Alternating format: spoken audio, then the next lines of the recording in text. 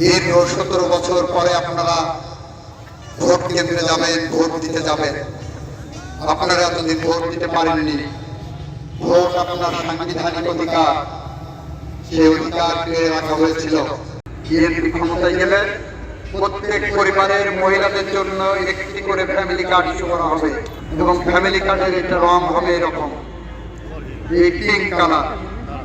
আমাকে আমাদের ছাত্র নেতা রাজু হাতে করে নিয়ে এসেছেন। এক পাশে থাকবে ধানের শীষ, আর এক পাশে থাকবে এই ফ্যামিলি কার্ডের সিম্বল। আপনারা প্রত্যেকে যারা ভোট চাইতে যাবেন, প্রতিটি পরিবারের আমাদের মা বোনদের বলবেন, বিএনপি ক্ষমতায় গেলে এই ফ্যামিলি কার্ড দেওয়া হবে এবং প্রত্যেক কার্ডের বিপরীতে 2 থেকে 2,500 টাকা করে আমরা বরাদ্দ করব প্রতি মাসে, যতদিন এই কার্ডটা ভ্যালিড থাকবে ওনার, যতদিন উনি জীবিত থাকবেন ততদিন উনি পাবেন। আমাদের আরেকটি অঙ্গীকার থাকবে কৃষক কার্ড। এই দেখছেন কৃষক কার্ডের এগেইনস্টে আমরা একটি ভর্তুকি দেওয়া হবে কৃষকের জন্য, কিছু টাকা বরাদ্দ করা হবে। এই কার্ড দেখানোর সাথে সাথে আপনারা সার পাবেন। এই কার্ড দেখানোর সাথে সাথে আপনারা কৃষকের জন্য অন্যান্য ন্যায্য সুযোগ সুবিধা পাবেন।